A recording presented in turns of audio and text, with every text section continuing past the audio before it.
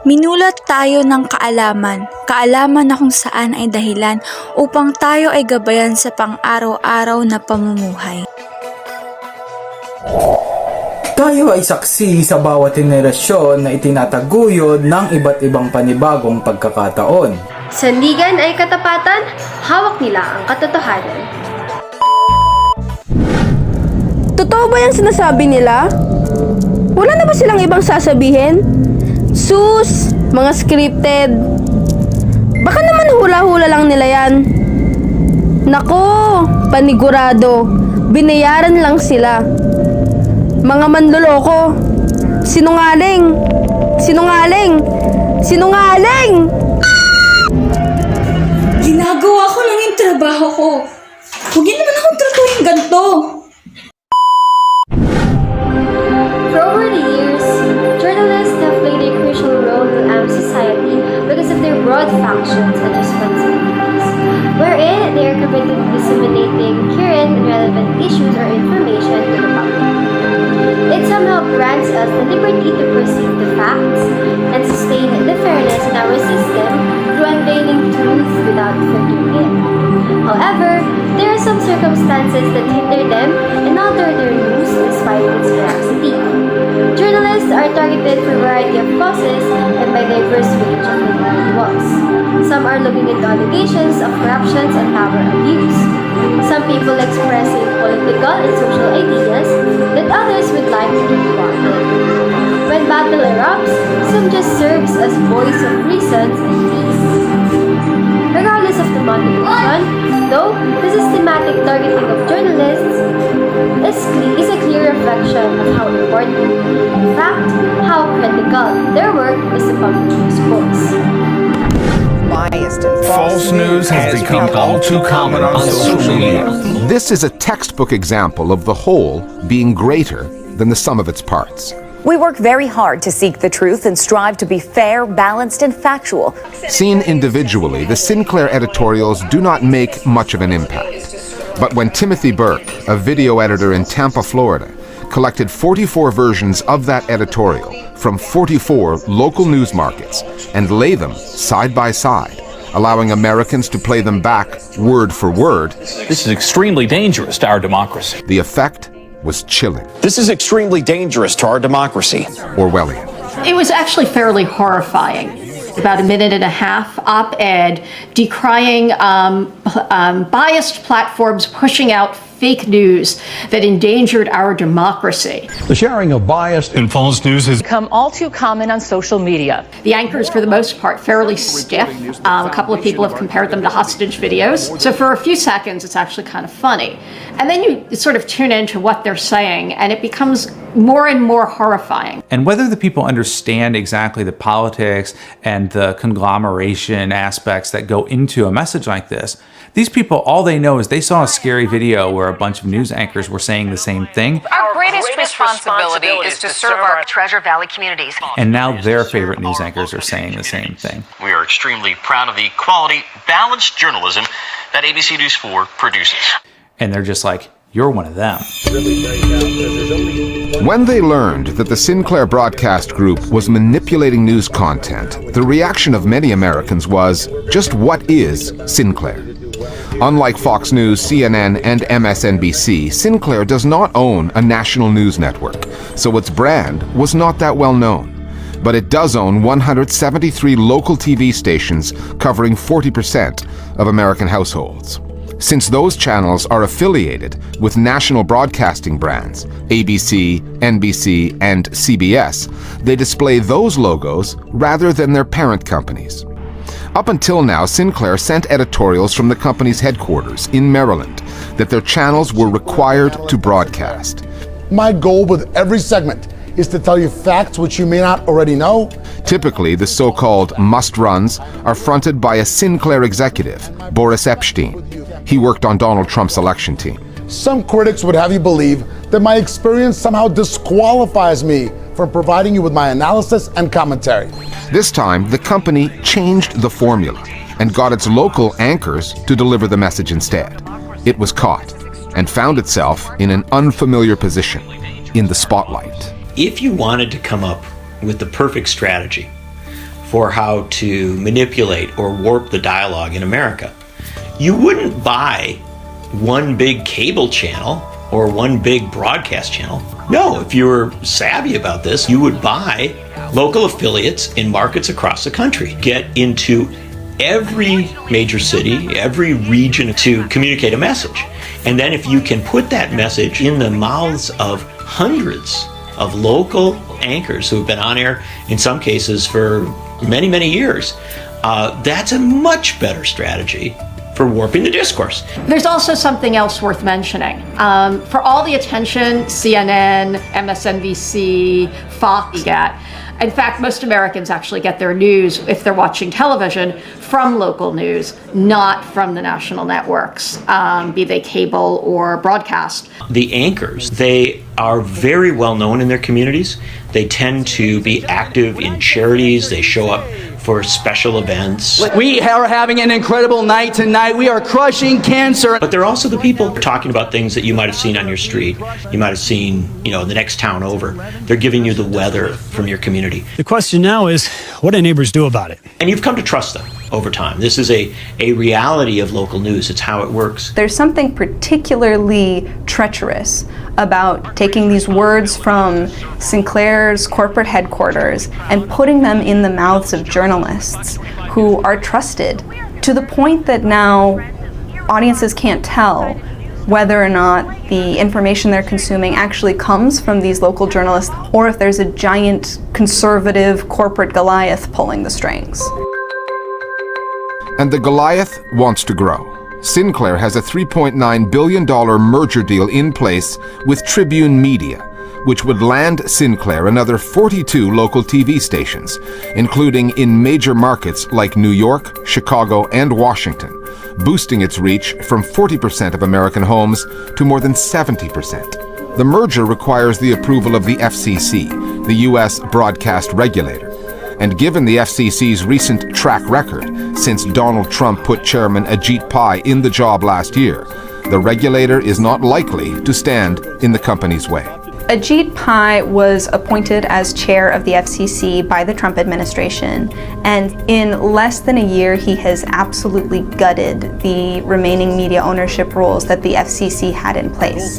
And he has made it more possible for large broadcasters like Sinclair to buy up almost every media outlet in your community. All of that has been done specifically to grease the wheels for this merger between Sinclair and Tribune, which before Chairman Pai's chairmanship would have been absolutely impossible to approve because it violated so many of these FCC rules. When the FCC was developed back in the 30s, the core concept was diverse ownership. You wanted a lot of different owners in a lot of different places. There was a vision of that goes back a very, very long way. This assaults that vision. It basically says, no. You have one little group of people sitting in an office someplace, and they decide what's being discussed all across the country. Having been drawn out of the shadows, its heavy-handed editorial methods exposed and ridiculed, Sinclair has come out swinging. It responded to questions put to it by New York Magazine by saying that print media is so left-wing as to be meaningless, that it has no credibility. However, actions and broadcast output speak much louder than words. And when Sinclair put out another editorial this past week, it reverted to its old formula. As you see, my segments are very clearly marked as commentary.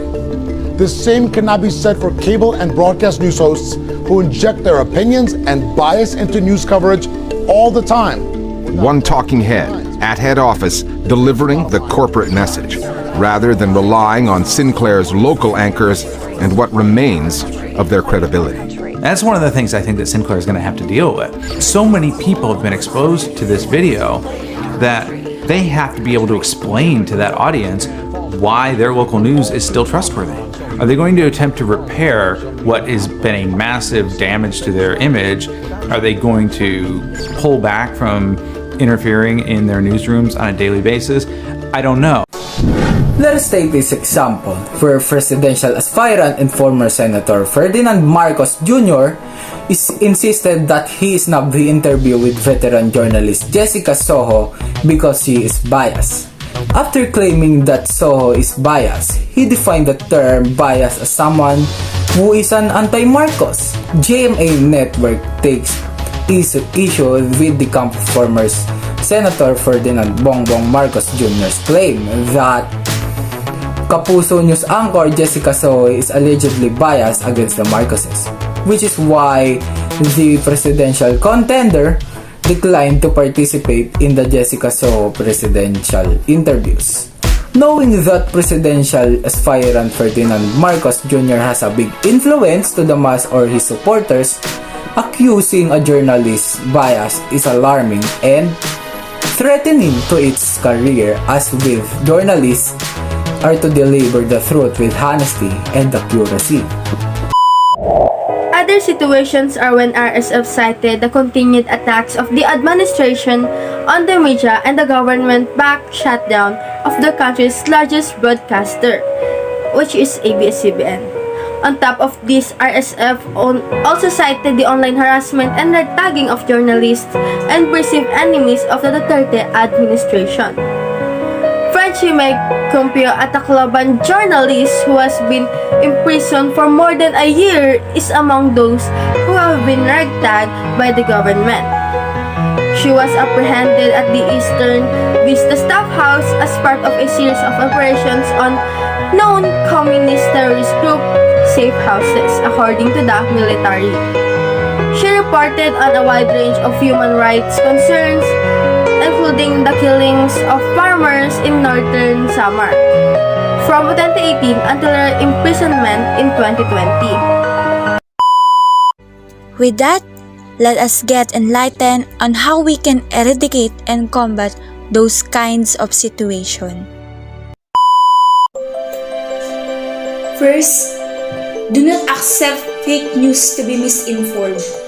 Sometimes we tend to neglect some news that makes us annoyed or uncomfortable and accept fake news that favors our perception, particularly when it comes to the matter of politics, that we cannot accept some facts that contradict our own opinion. Not only that, we also sometimes fulminate it and accuse the journalist of being biased. We all know that fake news is all around, especially on social media, which has been a spreader of misinformation that causes public opinion. With that, we must stop spreading it and stop believing that everything we read is accurate. Instead, acknowledge the truth through obtaining information that was taken from journalists and spread it through our various social media accounts. To do that, it is essential to consider the process of fact-checking, that everything we read must be deemed through evidences or has a proof that will prove its credibility. And it is undeniable that news or mass media is the best stuff that we can depend on in the matter of fact-checking. We are all ought to be well informed, and part of it is the journalists and their integrity in serving our nation. Aside from that, we should not underrate the value of truthfulness and the work of journalism in scrutinizing the news that they are disseminating to make it justifiable.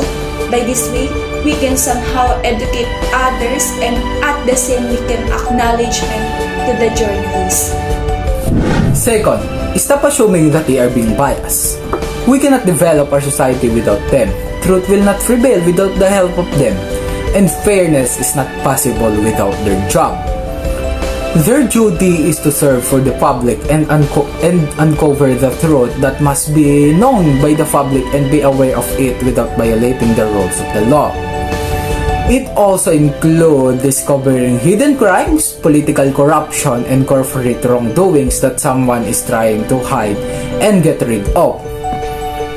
They scope it without being hindered by different influential people, and that is a privilege for them to doing that. Aside from that, they provide quality details about the present occurrences within our nation that undoubtedly contain various resources for the sake of accuracy. However, despite being neutral, some of us constantly accuse them and repay them with negative criticism. Given their roles and job and function in society, we must not insinuate and stop assuming that they are being biased based on the news that they spread in mass media communication. Furthermore, support their field of job and strengthen our trust toward them. That would build up their courage in prevailing truths. Let us help each other in discovering everything and obtaining the awareness system. Support press freedom and local news. You can support journalists and media organizations by learning more about the fight for press freedom and expressing your support. Every year on May 3, the world celebrates press freedom. The event is significant in a country like the Philippines, where journalists face various sources of attacks, internet harassment, and red tagging. This has been stated by the advocates in a variety of ways and forms. The freedom of press is essential to democracy. All other liberties suffer as a result of its absence. You can help journalists and media organizations by learning more about the press freedom struggle and voicing your support.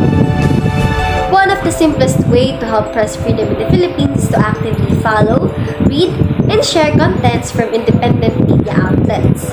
You may show your support for Filipino journalists on social media by using the hashtag #DefendPressFreedom. You can also take part in campaigns organized by organizations such as National Union of Journalists in the Philippines.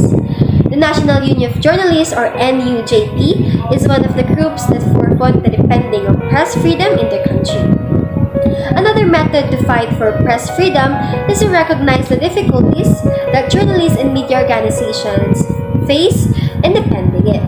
Lies, deception, and propaganda are among the most common issues that journalists face on a daily basis. Learning how to fact-check can help support press freedom. As a result of the rising manipulation of public opinion, political incentives are being warped in ways that are harmful to the public interest. As public spaces become more fractured and echo chamber effects become more potent, it is projected that societal divisions will become more easily exploited for political gain, and the chances for social cohesiveness as well as personal advantage will become less hopeful. There are really worrying traits that must be addressed as soon as possible. However, without the preservation of independent media and public service journalism, we will be unable to preserve the high quality of public conversation, let alone assure the greater societal advantage. Recent technical breakthroughs such as the rise of social media and digital media, as well as media market liberalization, have spurred a sea change in how people are informed and how they can participate in government. These innovations have had far-reaching consequences for how people are informed and how they participate in governance. But how can we protect the quality of public debate and ensure the broader benefits to societies if we cannot defend independent media and public service journalism? Journalists and other media workers must be protected from threats, violence, arbitrary detention, and death, and those who perpetrate crimes against them must be brought out to justice, because information and ideas should be shared freely without fear or repercussion for the benefit of our whole societies. Handang maglaan ng oras, dugo, pawis at serbisyo sa inang bayan para sa magandang kinabukasan ng karamihan. Ang isang hakbang tuluyan namin makita ng aming kalayaang mumuhay ng naman ay malaking tulong upang makamit ang salitang kaginhawaan. Pundasyon ay pangunawa, puhunan ng paggalang at respeto. Sama-sama tayong magiging sanhi ng bungang hinahangad ni naman. Ako ay totoo, ako ay malaya, ako ay tapat, at ako ay mamahayag na handang lumayag.